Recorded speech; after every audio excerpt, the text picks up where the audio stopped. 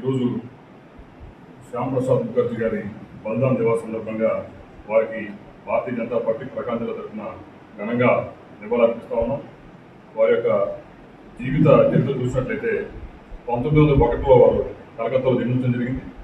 చిన్న వయసు నుంచి కూడా అన్ని కార్యక్రమాల్లో కూడా వారు చాలా చురుగ్గా ఎంతో శ్రద్ధగా కూడా ఆ కార్యక్రమాల్లో ఉండేవారు.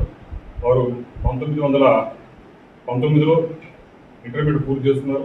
ఆ తర్వాత 1923లో వారికి వివాహం జరగడం జరిగింది.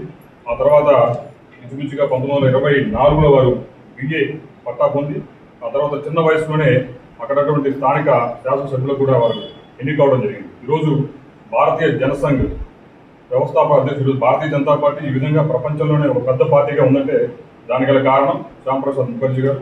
వారు అనేక సందర్భాల్లో